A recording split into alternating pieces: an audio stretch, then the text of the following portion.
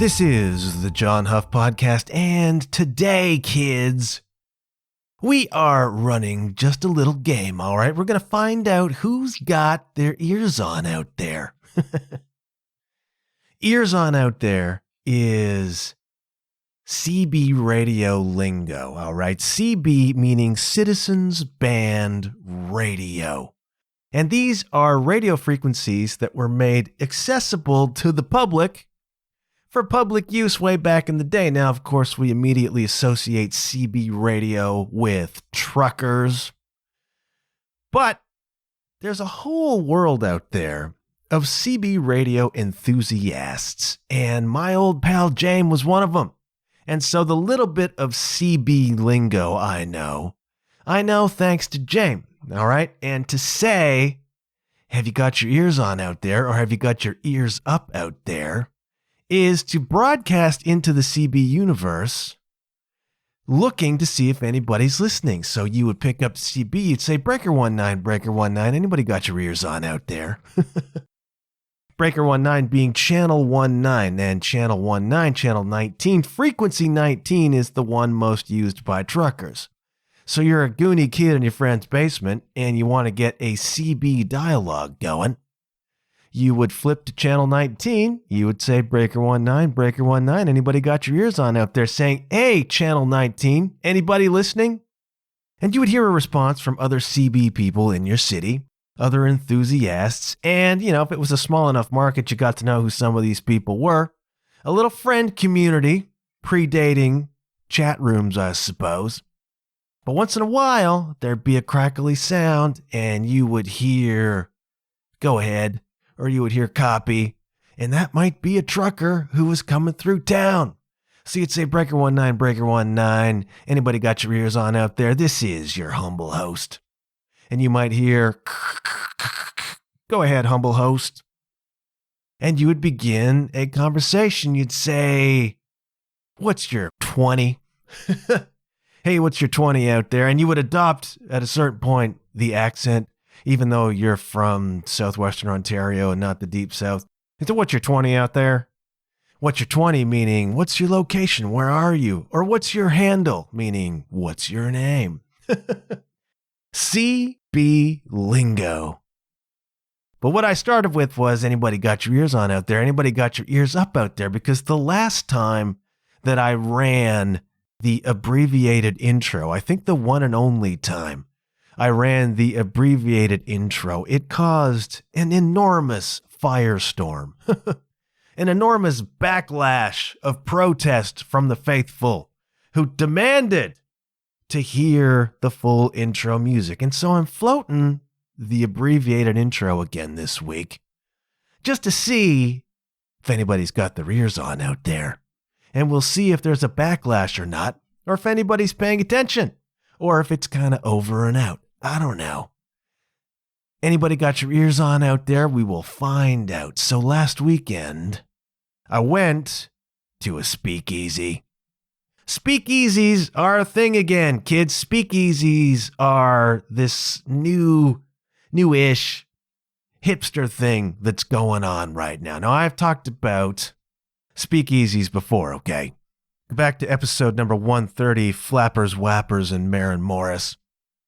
I did a little bit of history about the flapper movement, and that is as connected to speakeasies as it's possible to get. But I haven't done a history in a while. I've been on this kind of personal development train lately. Felt like maybe switching it up, and I went to a speakeasy on the weekend. This is a sort of thing that's happening now. There's been a resurgence in these tiny, hidden establishments that are throwbacks to the 1920s. When Prohibition was in effect in the States, Prohibition was in effect in Canada.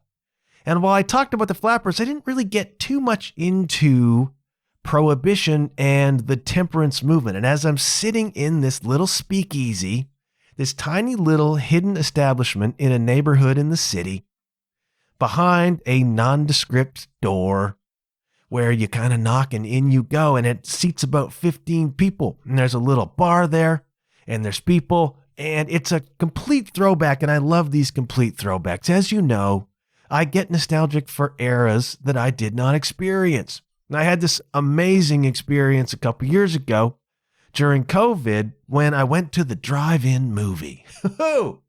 And I'd never gone to the drive-in movie before, but the drive-in movie was the 70s. They even had 1970s cars parked there. And you pulled in, and if you're like me and you can use your imagination in this way, you could picture it being the 1970s again. You could put yourself there, and you could begin to feel that time. I have this weird connection to history in that way. And so you can imagine me, particularly as a person who is fascinated by the 20s, fascinated by the First World War and its ramifications socially, historically. Here I am, walking into this little speakeasy that now exists in a location that I cannot disclose, and feeling as though I were stepping through a beaded curtain into history. Now, the speakeasy that I walked into didn't probably look like a speakeasy from the 1920s, but just putting myself in that headspace was really, really freaking cool. And I thought to myself, as I was sipping an old-fashioned, that's what you did at the speakeasy, man. You had a cocktail. I thought, maybe it's time to go back and to do another little history, which I've not done in a long time. So today we have a superficial history of prohibition, of the temperance movement, of speakeasies in the 1920s, and now this weird revival that's happening, this kind of hipster revival of the speakeasy. And for this, I owe thanks to Paula, who organized our trip to the speakeasy. New listener, Paula, I hope you were listening today. Thank you for that. It was profound, and it will hopefully produce a podcast episode. We'll see how this goes. Prohibition came into effect in the States in 1920.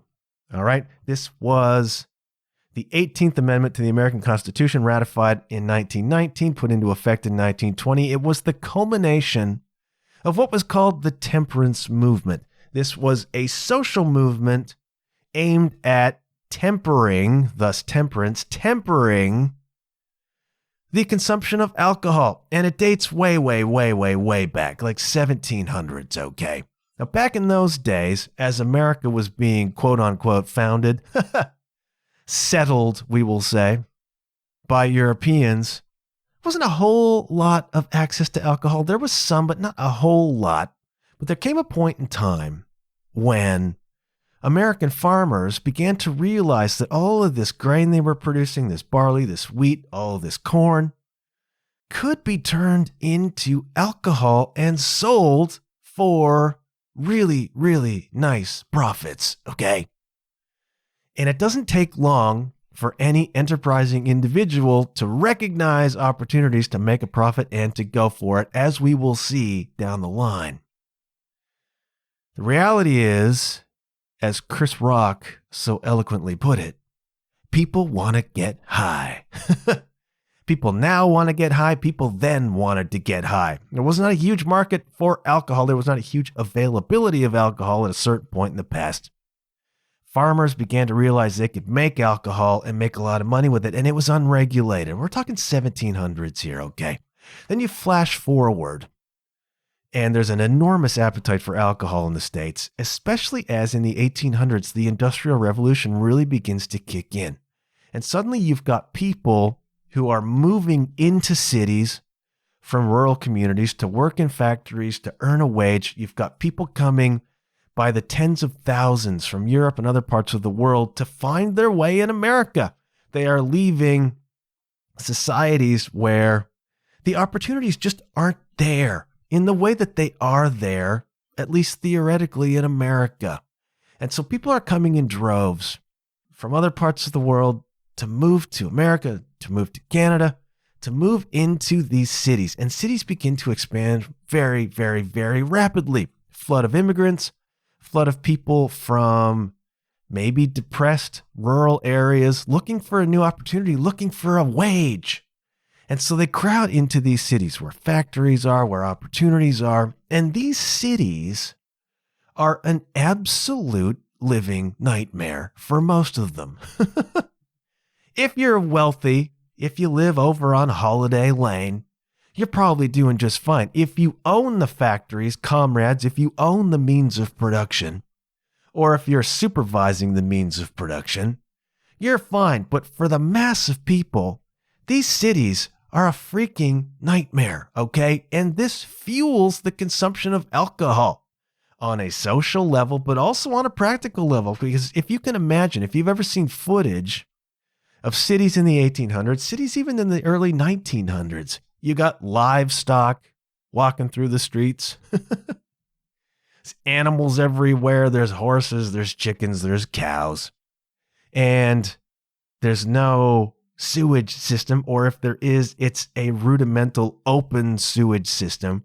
So you've got animal feces everywhere. You've got human waste being dumped into rudimental sewers, or dumped into the street, or dumped into the river, or being picked up and carted off by some enterprising company and taken and dumped by them into the river or somewhere else. And very quickly, the drinking water situation in a lot of these cities becomes pretty freaking dire, man. And so what are you going to drink instead? Well, we're going to drink this gin. We're going to drink alcohol because it's healthier and tastier than the water supply around here. And so alcohol becomes a really, really popular thing because people want to get high and because the water freaking sucks, man.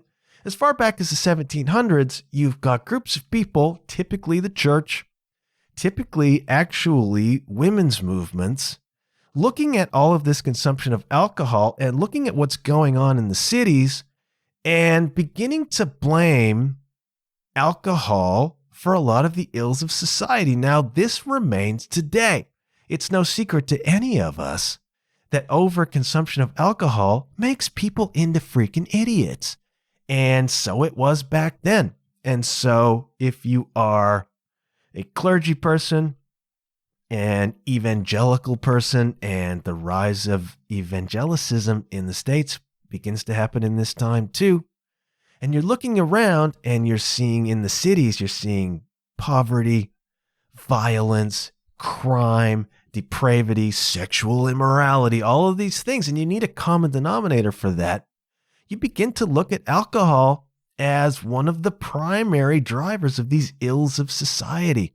So as far back as the 1700s, maybe even beyond that, you've got groups of people organizing to say alcohol bad, we need to ban this. And it became very, very interesting over time as it became associated in a really xenophobic and kind of racist way. A lot of these temperance movement people began to talk about or link alcohol with the Irish or with Jewish interests or with immigrants coming from other parts of Europe, Southern Europe, Eastern Europe, and blaming those people and their different history and consumption of alcohol with the ills in society became very xenophobic, right? And so in the 1800s, this thing gathers steam, and then it hits a bit of a bump because the U.S. Civil War happens, 1861 to 1865, and suddenly alcohol in the temperance movement becomes less of an issue than slavery does, or a fact that there's a war going on where everybody who dies is an American because it's a civil war. Southern or Northern, we're all Americans, and 600,000 of them were killed during this conflict. Becomes a bit of a problem. The other side of this is that wars are expensive.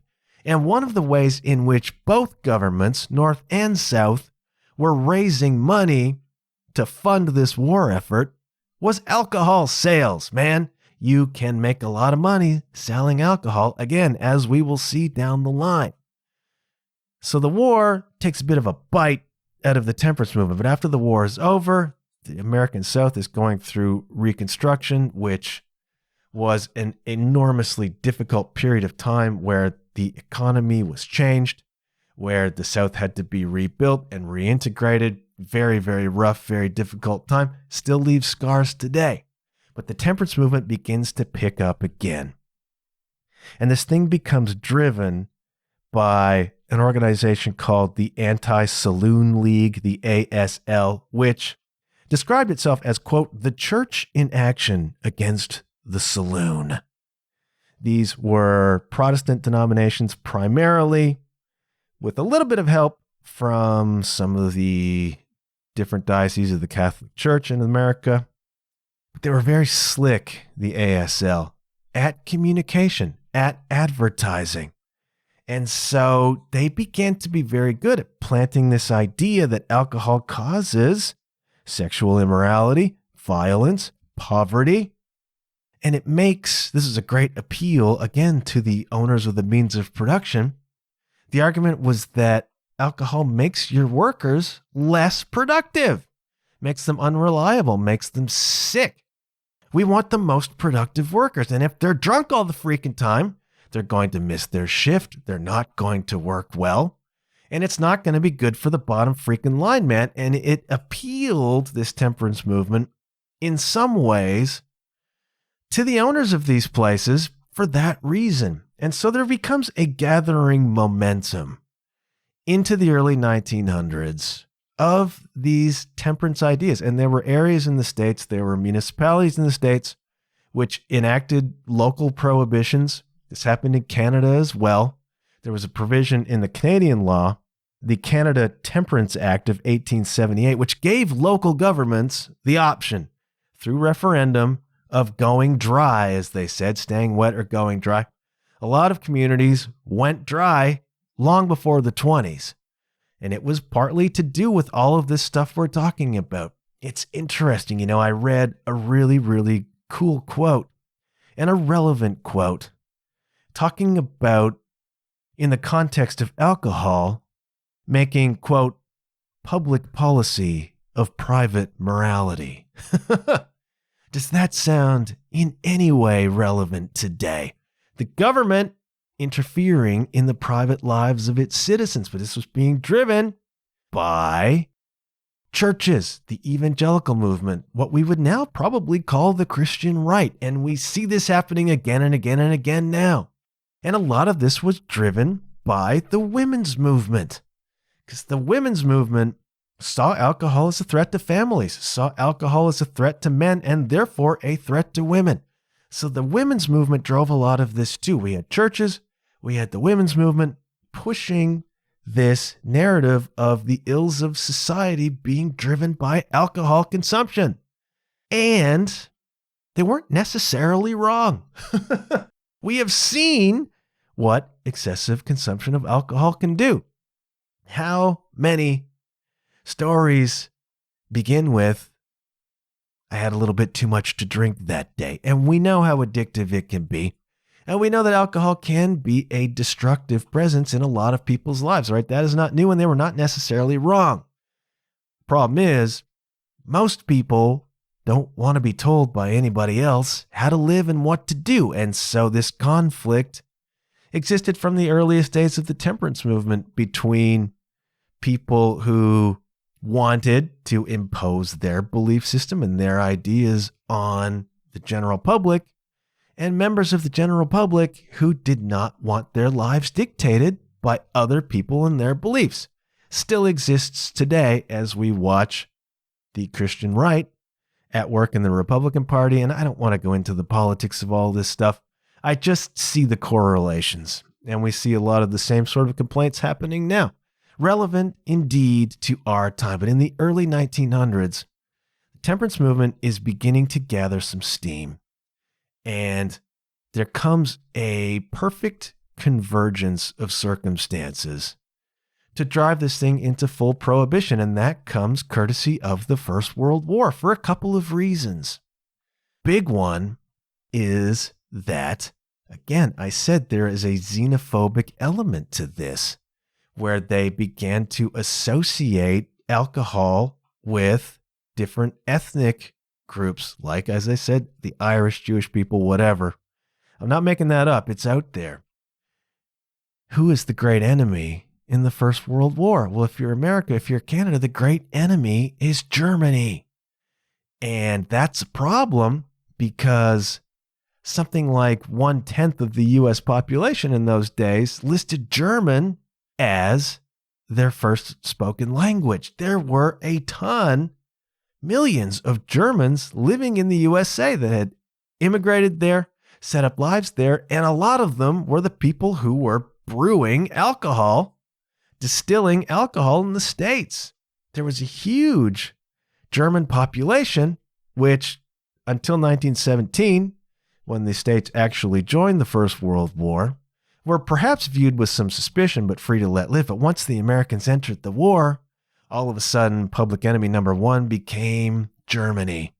And the temperance movement jumped all over that. It's like if you are buying alcohol from these German distilleries, even if they're in America, you're supporting the German war effort. And isn't it evident how much Germans love alcohol? We don't want to be like those Germans. We want to be different from them. We are the opposite of them. And therefore, we're going to shut down these distilleries and we're not going to drink alcohol like they do. And you think, that's kind of a petty and strange reaction. But is it? Think about how crazy we go. Back in those days, wiener dogs were called dachshunds. Can't call them that anymore. People are going around killing dachshunds because they're German. Well, we call them wiener dogs now. They changed the name of sauerkraut to Liberty cabbage. Can't call it sauerkraut anymore. It's Liberty cabbage. And we laugh and we think that's insane until we think about freedom fries.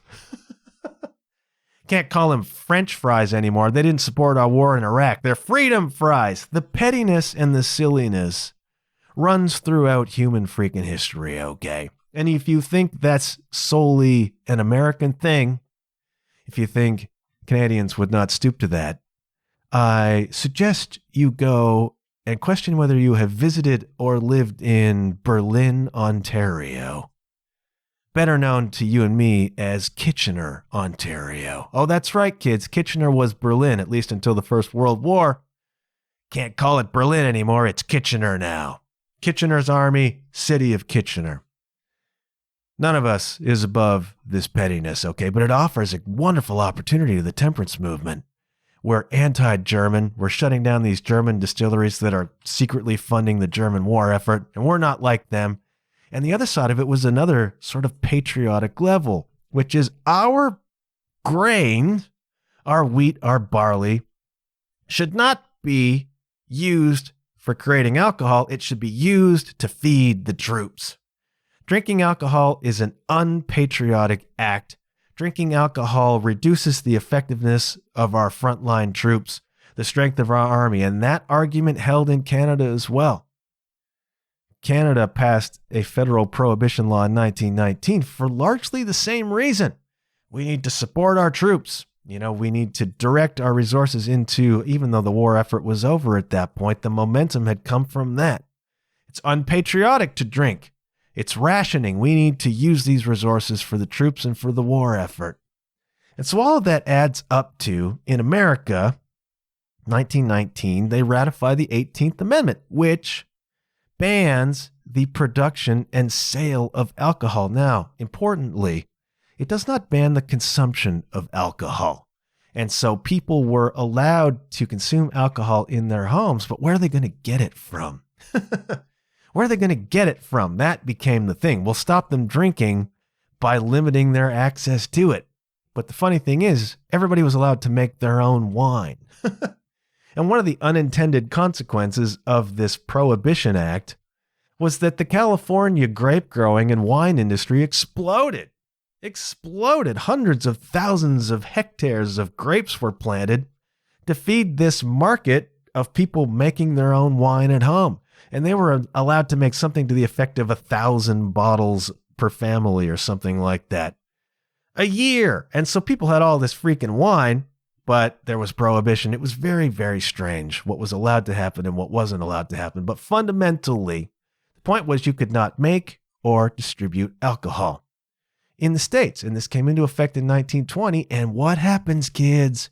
What happens when you make something illegal that people want? People want to get high. Immediately, enterprising criminals come into the picture and say, here we have an opportunity to sell illicit goods to people who want them at a huge markup and a huge freaking profit, right? I read a story that said within 6 hours of prohibition coming into effect, 6 dudes robbed a train carrying medicinal alcohol worth like $100,000, something like that, because medicinal alcohol was allowed, much the same as medicinal marijuana was allowed before that was made legal in Canada. Medicinal alcohol was allowed even during Prohibition. And so your doctor fundamentally became your distributor of alcohol. And so people were trumping up their systems to go to their symptoms to go to the doctor and get a script for alcohol. And doctors, some of them, the shady ones, the enterprising ones, realized there was money to be made here too. And so doctors became sort of out the back door suppliers of alcohol to people. Clergymen did too, because they were allowed to have wine at church for communion, for sacraments. So the church, the priest, the preacher became the local hooch dealer under the table, right? All this sort of thing was going on. Immediately, criminals begin to trade in illicit alcohol. And an unintended consequence of this prohibition was the rise of gangs in major cities trying to take over the alcohol trade. And one of the ways in which they sold or delivered their alcohol was in the speakeasy, right? This were these clandestine underground little watering holes, nondescript, hidden, where criminals, gangs would serve illicit, illegal alcohol. And they were called speakeasies. There's a lot of conjecture about why they were called speakeasies, and there were references to this kind of term that by a long way predate Prohibition, but the idea was you had to be very quiet about the speakeasy. The first rule of Fight Club is we don't talk about Fight Club. The first rule of the speakeasy is we don't talk about the speakeasy. Or it was a reference to how quietly you had to say the password to be able to get into the speakeasy. The point being, we got to be quiet about this, or the fuzz is going to come and shut down our good time. Now, remember, it was not illegal to drink alcohol, but it was illegal to sell it. It was illegal to make it. And that creates a problem. So if you are a gang and you're running a speakeasy, or if you're just an individual owner running a speakeasy under the table, hiding it from the cops, you got to get your alcohol from somewhere. Where are you going to get it from? Well, you've got 3 options. Basically, you can steal it from whoever you know has got some. Okay, criminal activity there. You can bootleg it, which became an enormous industry, the bootlegging of alcohol. Now, Prohibition was in effect in Canada as well, but Canadian Prohibition said you could still produce alcohol for sale, right? So the distillers were still hard at work making alcohol. You just couldn't sell it in Canada, but you could export it, so you could sell it elsewhere. And so this thriving business of rum running, this thriving business of bootlegging alcohol, running it across the border from Canada into the States for sale in speakeasies, that exploded. And you got cats like Al Capone making $60 million 1920s dollars a year. I don't know what that is now, $1 billion? $60 million bucks a year bootlegging alcohol, running it in, selling it in the speakeasies. The other way that you get alcohol for your establishments is people produce it in their bathtubs. People are creating this horrendous moonshine and hooch at home and selling it to criminal gangs to mark up and sell in the speakeasy. So all of a sudden you get this explosion of organized crime. Murder rates in places like Chicago just go off the freaking charts because you've got gangs killing each other for control of the illegal alcohol business. And where do we hear that now? It still happens with narcotics now, with drug gangs now.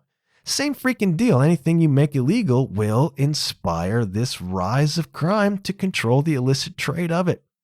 So it was then, and speakeasies were popping up everywhere. I read a number that said in New York City there were 32,000 speakeasies alone. And that might be a low-end estimate.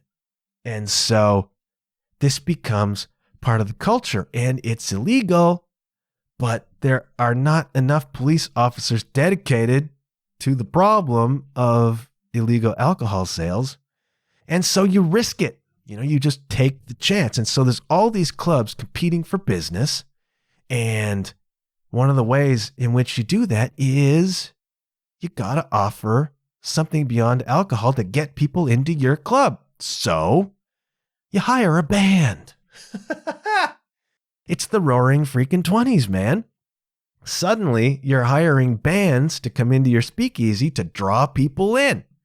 And I don't know how you get away with that, because in the early parts of Prohibition, it's a speakeasy. You got to be very, very quiet about it all. But then all of a sudden, you've gone from these little tiny hole-in-the-wall places to big clubs with ballrooms and jazz bands and dancing. And I'm like, how are they getting away with that?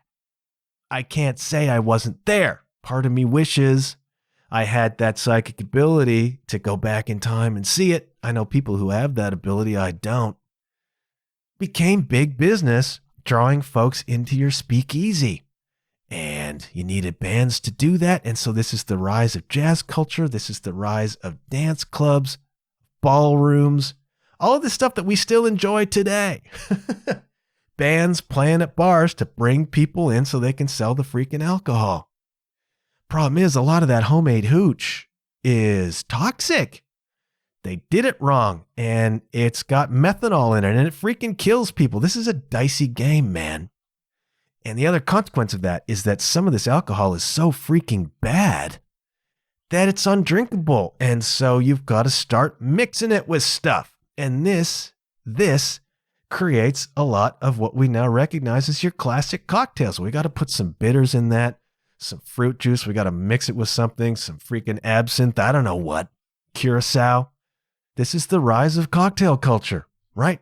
And the speakeasies became this really important social moment in the 1920s because they were a melting pot. All right. In the States, we're still dealing with a very segregated society, but in the speakeasy, there's black people, there's white people, and consequentially, there are women. Now, go back to my episode about the flappers, and you can get the background on how things were changing for women in this period of time. I'll give you the Coles Notes version, all right? The First World War, the men, particularly in the European combatant countries, Great Britain, France, Germany, Russia, etc., Italy, the men all went off to the front, but they needed enormous amounts of ordnance and weapons in order to conduct the war. Somebody had to work in the factories making those things, and so women took those jobs, and it was part of a social revolution, particularly with the role of women. And women eventually, the suffrage movement gave them voting rights. And so in the 1920s, you've got this whole generation of young women who are making their own money, who are independent, who have suffrage, who can vote, who have an opinion, who have a voice, and they are throwing off the shackles of the era that preceded them. Women in the Edwardian era were held up as, wives and mothers, that sort of thing. And there was this image of the woman in her corset with her long, luxurious hair on top of her head, very demure, very elegant. And these new women in the 20s, having come through the war, having seen what the Edwardian age produced, which was a carnage of unbelievable proportion that destroyed worlds, that bankrupted countries, all these institutions they believed in or were taught to believe in, the church, the government, democracy, banks. What had they delivered? They had delivered an unimaginable carnage of a war at the peak of a society that saw itself as the most enlightened in history. We're throwing that off. They took a look around and they said, some of them, the political ones, took a look around and said, we're here for a good time, not a long time. You can go back to my previous episode to learn more about that. But these women begin to filter into the speakeasies because they're independent now and they have their own money. And so we're going to go to the club and we are going to wear our shapeless smocks that hide our curves and femininity. And we're going to get a bob haircut that makes us look a bit boyish. And we're going to put a big hat on our heads. And we are going to drink cocktails and smoke cigarettes and dance the Charleston. And we're going to flirt with freaking boys. And we might even kiss a few of them because we are throwing off the traditional roles because we are in a new society and it is a nihilistic society. And we think of the Roaring Twenties as this great big party, but the underpinning philosophy of that party is that things could end at any moment, right? There's a very dark underbelly to the Roaring Twenties, which is just people blowing their brains out after 4 years of watching men literally have their brains blown out. An incredibly chaotic, nihilistic time. And the speakeasies drove so much of that cultural revolution because this is where it happened.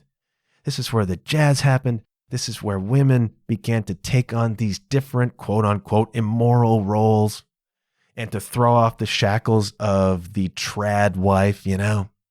All of this was happening in the speakeasies, and there was an element of danger to it all, right? There was a veneer of danger to it all because it was possible that the cops could bust in here at any moment and shut this whole place down. And you're not likely to get arrested for drinking because, again, that was not illegal. The sale was, the manufacture was, but there was still just this element of danger. And we are living on the edge here, and we are having a good time because we better have one now because we just don't know. We just don't know when a war is going to break out and everybody's going to get killed. Or another Spanish flu might come and kill even more of us than the war did. An incredible amount of nihilism ran through this, right? For some of the people, others just saw it as a good time. Right? There were politically minded flapper types who were very actively and very consciously throwing off the old world and throwing off the old roles. Others were just out there drinking and having a good time. Not everybody is that political. But it was all happening in the speakeasies. And these speakeasies were all over the States, all over Canada too. Now, the prohibition story in Canada is somewhat different. Again, municipalities had the option of going dry for a long time, and many of them did. 1919, it becomes the law of the land, again, as a means of showing support for the troops or directing the resources in the right way. But a lot of the troops coming home, Canadian and American, returned from this horrendous experience in the trenches to dry counties or indeed completely dry nations. And they were not pleased about it. They're like, dude, do you know what we just went through? Can I have a freaking drink, please? And there was a song that came out called The Alcoholic Blues. This kind of ragtime piano song written by Albert von Tisler, which sounds pretty freaking German to me, and Edward Laska. And it was exactly that. It was a song in 1919 written from the perspective of a soldier coming home and finding that he couldn't have a freaking drink. Lyrics are great. I love my country, deed I do, but oh, that war has made me blue. I like fightin', that's my name, but fightin' is the least about the fightin' game. When Mr. Hoover said to cut my dinner down, I never even hesitate, I never frown. I cut my sugar, I cut my coal, but now they dug deep in my soul. I got the blues, I've got the alcoholic blues. No more beer for my heart to cheer. Goodbye whiskey, you used to make me frisky. So long highball, so long gin. Oh, tell me, when you coming back again? Blues, I got the blues. Since they amputated my booze, lordy, lordy, war is, well, you know, I don't have to tell. Oh, I've got the alcoholic blues. Prohibition, that's the name. Prohibition drives me insane. I'm so thirsty, soon I'll die. I'm simply going to evaporate. I'm just that dry. I wouldn't mind to live forever in a trench, just if my daily thirst they only let me quench. And not with Bevo or ginger ale, I want the real stuff, by the pail. That was a popular song, The Alcoholic Blues, and the point was being made. I'm a soldier, I just fought, I just went through experiences, the horror of which I can never make you understand, and I'm arriving home and I can't even have a freaking drink about it. Are you kidding me? And that sentiment helped to push back the prohibitions in Canada. And the other side of it is that a lot of the movers and shakers, let's say in Canada, were the wealthy freaking people who were the civic and community and business leaders. And a lot of them were distillers. A lot of them were brewers. See if you recognize names like Labatt, or Molson or Seagram? Any of those ring a bell to you? These are the people making the decisions, and they're looking around like, my business is selling this stuff. So I'm going to work hard to have this prohibition thing overturned, and they were the civic leaders, right? They had that kind of clout. But then you had the other side of it. People who were pushing hard to keep prohibition because they were making zillions off of the illicit alcohol trade. And these things went back and forth. But eventually in Canada, prohibition got repealed fairly quickly in a lot of areas, whereas in the States, it hung on until 1933. And it eventually was overturned for a couple of reasons. Primarily, I think, the Great Depression set in. The stock market crashed in 1929. All of a sudden, the economy is tanked. Unemployment is through the freaking roof. And everybody's broke. Governments are broke. And they need to raise money. And one of the great ways a government can raise money is taxing alcohol. So it's like, let's blow away this prohibition thing. Let's start selling alcohol again. Let's start making some money for a government that is falling apart here because we're freaking broke because of the Depression. You know, money always drives it.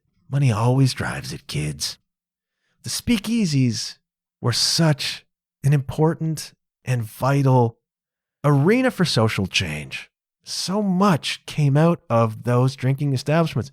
And the people behind the temperance movement didn't see a lot of this stuff coming. This integration, this flapper thing, these changing roles of women, all of the gangland violence that happened, the rise of alcohol/drug lords, and it became a gateway, some people say.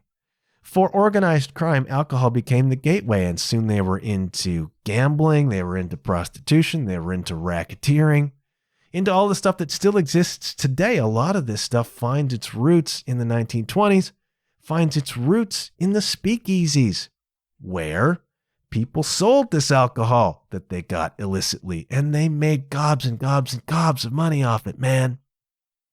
It was a wild freaking time. And some of you who are listening, who are friends of mine from back in the day, grew up in the tiny port city of Owen Sound, Ontario, which has a very compelling prohibition story of its own. All right, Owen Sound, this town I grew up in, back in the day was known as Sydenham, and it was a rough freaking place, man. All right, it was on the coast of Georgian Bay, still is, with access to the Great Lakes. It was a major Great Lakes shipping port, and also there was a terminal there for both the Canadian Pacific and the Grand Trunk Railway. So Owen Sound is full of sailors, and it's a railway town, so there's a lot going on there, a lot of rough people coming through. Owen Sound, when it was Sydenham, was known as the Chicago of the North because of all of this activity going on. Rough place, also known as Corkscrew Town. Corkscrew Town, because everybody was walking around with a corkscrew to open all the freaking wine that was going through. Rough place, man. Sailors, railway types, a lot of people down on the waterfront, a lot of shipping, a lot of docks, all this stuff created a rough freaking city, man, where alcohol was flowing hard. The taverns were very, very hard at work in that town. And so prohibition became a particularly urgent thing there. And it actually enacted the longest prohibition, I think, of any town in the country. There was a 66-year dry period in the town of Owen Sound. Ran until 1972, kids. This is not that long ago. 1906 to 1972. That's 66 dry years in the city. I was born in 1973, and I think now it can't be a coincidence. Can it? Can it be a coincidence that Owen Sound went wet in 72 and I was born in 73? Probably not. Probably is a coincidence. I'm just saying that those of you from my hometown who are listening, we have a very intriguing and relevant prohibition story of our own. So I go into the speakeasy, and for me, it's just, again, stepping through the veil of time, stepping through that beaded curtain of history. Speakeasies became a thing again in the early to middle 2000s. A couple things happened. The Mad Men TV show happened. And all of a sudden, everybody was down with the old-fashioned cocktails. And I say that very deliberately because my cocktail of choice, what I ordered there, was an old-fashioned. I'm not a big consumer of liquor. I'm more of a red wine guy. But an old-fashioned is a classic among classic cocktails, okay? Sugar, bitters, water, whiskey. Garnish with an orange peel. And I watched this cat make an old-fashioned for me, and it was a fascinating thing to see. Like really custom ice in a rocks glass. And it's a beautiful looking drink and garnished with the orange peel. And that's what these speakeasies do now. It's like you walk in there and they make you classic cocktails that, again, many of them were created because the alcohol, the moonshine, this hooch they were getting out of bathtubs was undrinkable. So they had to make it, they had to cut it with stuff. The old-fashioned is not necessarily that, okay? The old-fashioned goes back further than that because there came a point in time in the 1800s when an early cocktail was just the sort of thing I described, a bit of sugar, some water, some whiskey, and then, again, stuff like absinthe started coming in, curacao started coming in, soft drinks, and they started making these sweeter kinds of drinks, and they were popular for a while, but then people were like, I want something old-fashioned. You know, I want to go throwback here, even in the late 1800s. I want to go throwback with my drink. And so they created this old-fashioned and called it an old-fashioned because at the time it was. Now it's really old-fashioned, but I like it a lot. All right, it is sweet. It's got a nice flavor to it. It's not overwhelming. Put it in a glass with a nice big artisanal piece of ice. Very, very classy and very, very expensive. This is the difference, I think, between speakeasies now and then, because speakeasies now are kind of a hipster thing, right? It's a hipster thing to do. It's retro, it's old school, it's throwback. So you get these people coming in with 1920s mustaches, ordering a Manhattan and sitting at the speakeasy as though it's 1921. And it's fun to do that. It is fun to be in that atmosphere. And if you're a history person like me, it's fun to imagine yourself in that time. And the place we went to was just kind of like that. This tiny place holds 15 people, and the doorway to it's around the back of a building, and there's just like a little arrow there. They could play this up. You know, they could have people in period costume if they wanted to, but they're not doing that. It's a hipster thing now. Go in and sit down at the bar with your mates and have an old school cocktail in this little kind of hidden speakeasy. Feels very exclusive. Feels like you know something that other people don't, and you've got access to this little club, and it's cool. And I think the Mad Men thing drove that, because I gather, I've not seen Mad Men, I should probably watch. Set in the 60s, and these principals of the show are drinking these old school cocktails, man, like it's old Hollywood or something like that. And with that, and with this kind of retro hipster thing, speakeasies became a thing, and now they exist all over the place. And some of them are not hidden, you know. It's just another experience, I guess, of a venue like that. And I think it's cool. And I had a fun time going to the speakeasy. And I had a fun time digging a little bit deeper into prohibition and how things can go so badly wrong. You know, when you deny people what they want because of your own social perspective, religious beliefs, whatever, when you deny people those things, they're going to find ways to access them, and those ways are going to be driven by organized crime, kids. And so you have to be very, very careful what you prohibit because you are asking for a certain amount of trouble, and the 1920s proves that. Gangland violence in Chicago, the murder rate that went through the freaking roof because people were fighting so hard over controlling this trade in illegal alcohol. Bootleggers, rum runners, all of that stuff. We look at it now with this sort of nostalgia, you know, we look at it as this, in a weird way, romantic thing back in the roaring 20s, but it was not that. It was horrendous and violent and awful. This is what happens when you suppress, I suppose, the will of the people. I don't want to get into some sort of political diatribe here. It's just that history repeats itself. History shows you what's going to happen when you begin to deny people what it is they want and feel as though they're entitled to. People get the alcoholic blues. Al Capone comes along and decides he's going to help them deal with that in an illegal way, and people are going to die in the process. So I went to a speakeasy in any case, and it was freaking fun. And it was fun for me. If you're a history person, find one. Find one, go in and have an old fashioned. They're delicious. And try to imagine it's the 20s. Try to imagine that. And I had a really good time. And so thank you, Paolo, for organizing that. It was really cool. And I don't know if I'll go back or not because the drinks were dang expensive. But they were good. They were freaking good. Wow, time is flying by here. It's another one of those ones, I get so nervous before I do a history. Maybe it's one of the reasons I don't do them so much anymore. I didn't sleep last night because I got the whole script running through my head. Even though the script is not written down, it runs through my head how I'm going to say it and what it's going to be. And it's always so much better in my head than what it winds up being in the moment. I've said that before. I don't need to say it again. I've also said before, but I do need to say again, that there is a Patreon page for this podcast, kids. Patreon.com/John Huff Podcast, where you can support me if you choose to do so. I have one tier of membership. It's $5 a month. It is you saying to me, dude, I appreciate the work you're doing here. Right? I set this up to monetize the show, to just earn back some of my expenses, because it does cost me money to make this thing, and it cost me a lot of time to make this thing. And I enjoy doing it. I had a lot of fun digging into Prohibition. And I'll probably begin doing more histories again because I do like doing it. It just requires a lot of me.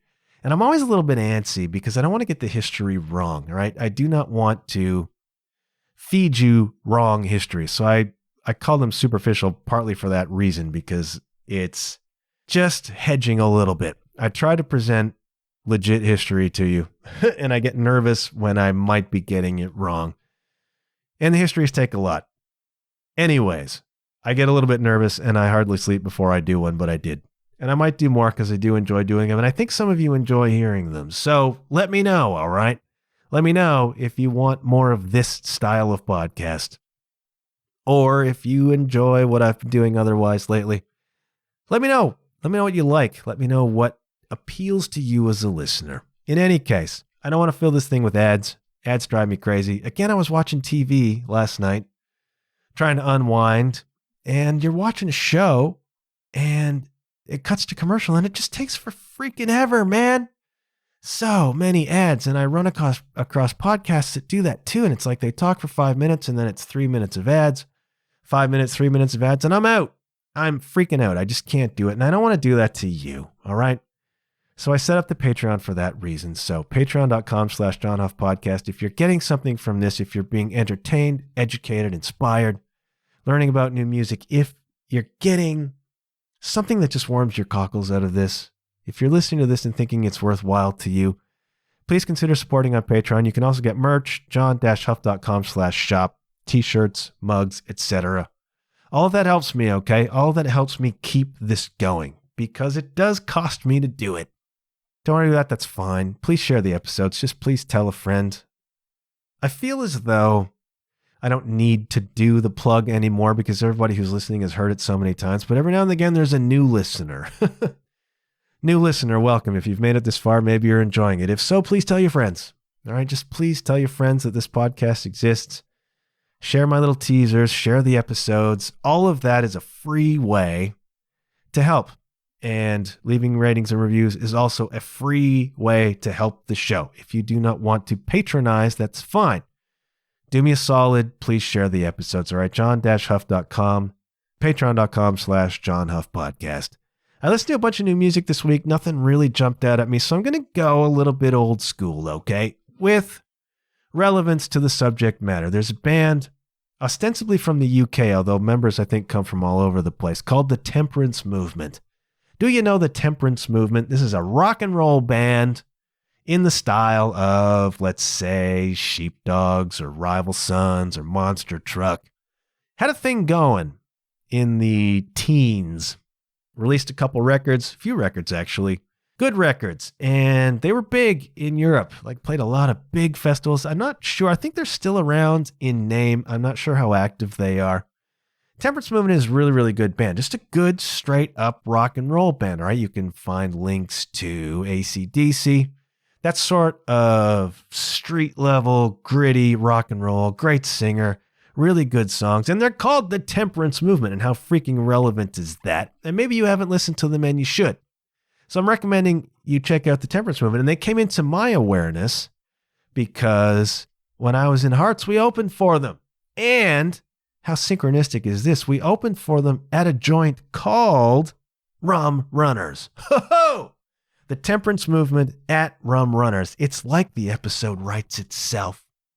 So I'm going to put a song from the Temperance Movement on the playlist. I'm not sure which one, but if you just dig good old-fashioned rock and roll, guitars, drums, voice, some nice hooks, some nice riffs, some heavy stuff, into Rival Sons, into Glorious Sons, into that vibe of rock and roll, and you have not listened to the Temperance Movement, I recommend you do so. I'm going to give a shout out very quickly as well to our old pal Farmer John and his band Newport Electric, who dropped a new single last week. The song's called Bad Idea, and it's about a girl, man. It's about a girl you might have met in 1922 at the Speakeasy, who is liberated and who is wearing her shapeless flapper dress and has a bob cut and is wearing a hat on her head and has a cigarette in her hand and is going up there and ripping the Charleston like nobody's business. And she's sexy as all hell, man, but she's a bad idea, and you can tell because she probably flirts with boys unchaperoned. It's a cool song, and they're a cool band. And Farmer John has been a supporter of this show. And if you haven't listened to his new show, Psychedelic Relics, please go and do that. Talking about a lot of music you may not have known existed in the 1960s. Psychedelic stuff that was sort of trampled by the Beatles. You know, it never got that kind of attention that maybe it deserved. He's talking about all that stuff. He's interviewing people who are involved in those records, if they're still alive. Psychedelic Relics. Bad Idea by Newport Electric. I'll put that on the playlist as well. And they are like a southern rock vibe. Really, really good band. Really, really good dudes. And congratulations on you guys for that new single. Really, really dig it. I'm going to go. I'm going to shutting up, and I'm going to hope when I listen back to this that I did some justice to the temperance movement and prohibition and speakeasies. Drop me a line. Do let me know. If you dig this sort of episode, if you prefer the more personal development stuff I've been doing, I'm still, after 184 episodes, trying to find my way here. Let me know what you like, man. Let me know what you want to hear more of. I thank you ever so much for listening. And what else is there to say except good things happen when you put yourself out there dealing in illicit and illegal products. And I'll check you later. Yeah.